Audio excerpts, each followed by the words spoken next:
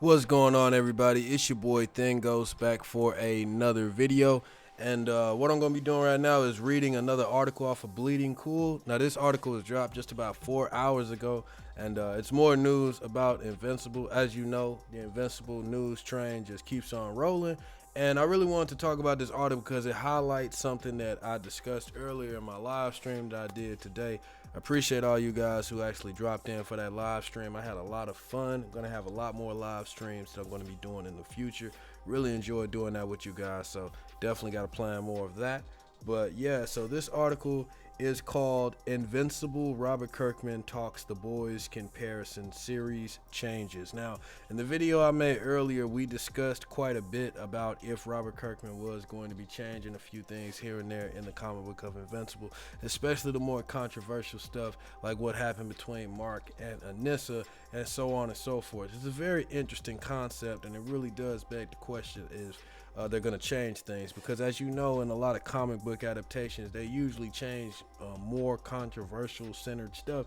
Sometimes they change shit that ain't even controversial that you feel like they ain't even need to change. Like, you know, it usually happens all the time. Changes usually are always made. It's unfortunate most of the time. I prefer if they stay as close to the original source material as possible, especially in Invincible's case.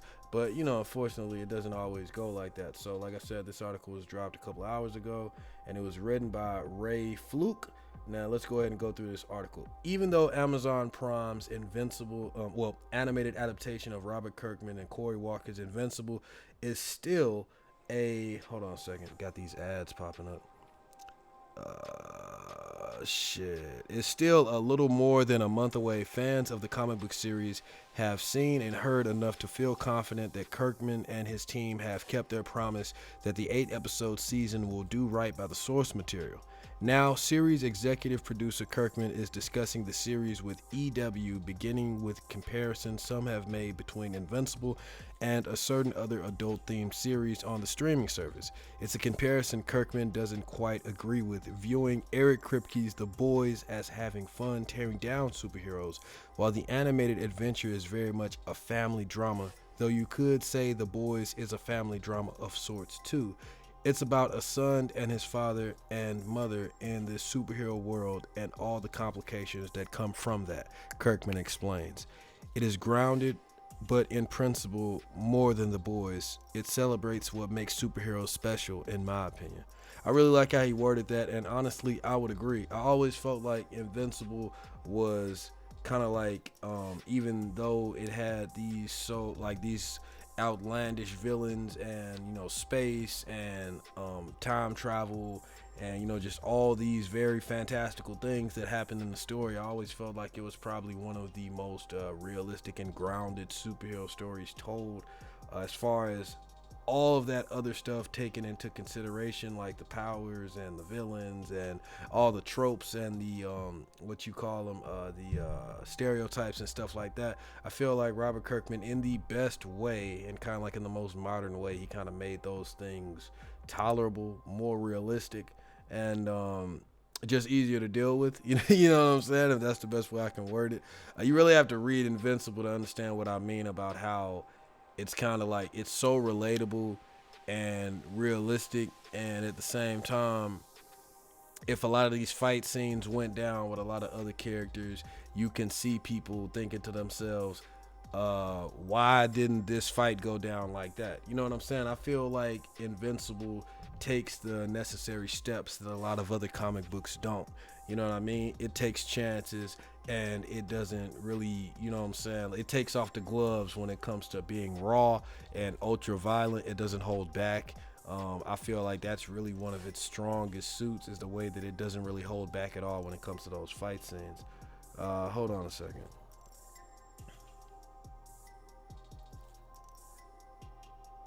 Hold on 1 minute. I'm answering an Instagram call real quick.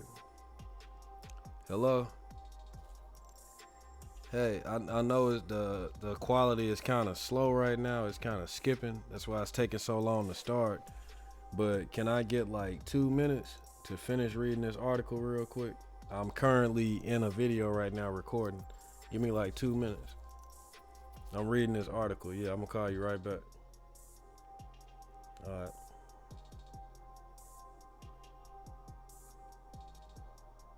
Sorry about that, y'all. I'm just trying to pull this article back up. My phone is terrible, especially this one. This is like the cracked, broken one that I have. All right, here we go. For Kirkman and Walker, the idea was to offer readers an epic superhero story that would plant its flag in every type of superhero story that readers have come to know. Kind of like what I was pretty much saying, you know?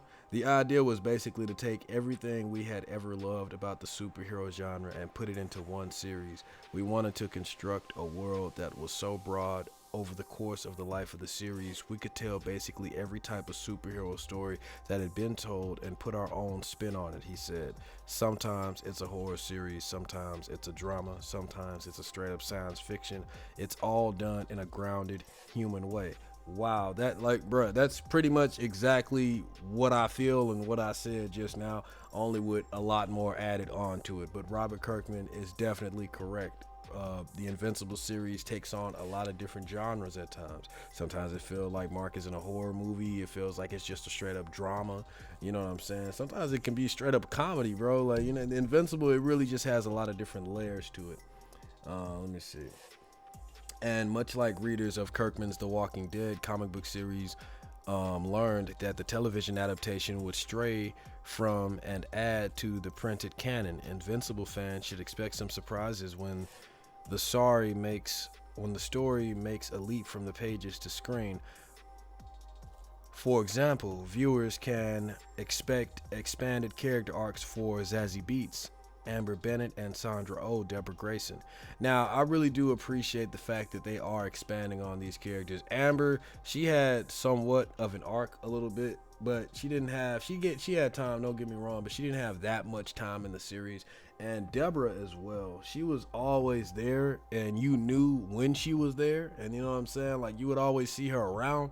But Deborah didn't really have like a huge impact on the story at large. Really, the main thing that you took from her was her relationship that she had with Nolan, and you know, the complications that she went through trying to get over that when he initially first left and stuff. You know what I'm saying? But she didn't really have that much of a story arc, so it would be very interesting to see like them expand on her character, especially with an actress such as Sandra Oh doing her voice. Very interesting. Let's see. As you go deeper into the season, there are a lot of storylines from much later in the comic that get moved up into this season because thematically they fit better and seemed like the right time for Mark to be engaged in these conflicts concurrently with what was going on with his father, Kirkman explained. But for the most part, the core aspects of the comic book are still present on the show. That is very interesting. I'm gonna say that one more time, okay? So that's very interesting. We can go deeper into that. So it says, as you go deeper into the season, there are a lot of storylines from much later in the comic that get moved up into the season because thematically they fit better in the season.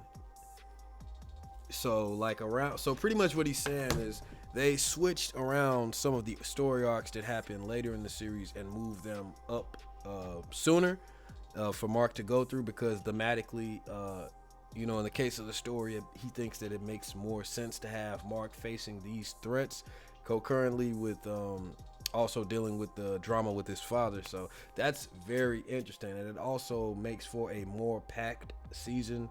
Fills out the episodes and the runtime a whole lot more, considering that we're gonna have 8-hour long episodes.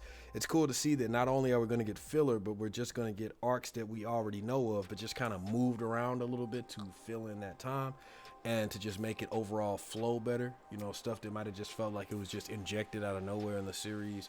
When you actually was reading it, he might find a way to make it flow more naturally in the story at large. So I'm really interested to see what he does with that. That's a cool quote that I wasn't expecting to see out this article. That's definitely a nugget of information right there.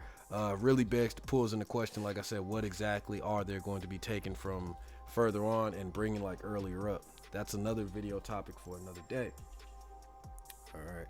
Here's your look at the official trailer for Amazon Prime's Invincible, set to premiere on Friday, March 26th, with 3 episodes, followed by weekly drops for the remaining 5 episodes. and then after this you just see like a link to watch the trailer, and they give you kind of like a brief summary of what the show is, and they just tell you all the actors that are going to be attached, so on and so forth. But pretty much this was the article once again by Bleeding Cool. The biggest highlight to take from this is just how Robert Kirkman straight up says that he doesn't really agree with the comparison of Invincible and The Boys, which is also a very good nugget and highlight that I want to like focus on, because I previously made comparisons to The Boys. Now it is a huge difference even in the comic books, but as far as just trying to make it a little easier to break down to just regular people like normies, people that don't know about this, I compared it to The Boys. But to have Kirkman just flat out say like, nah, it's not like The Boys, bro, this is a family drama with a lot of different layers to it, a lot of different genres, a lot of different things going on, and it just happens to be super violent on top of all that. That's pretty much the best description, or quickest summarized version description I can give of Invincible.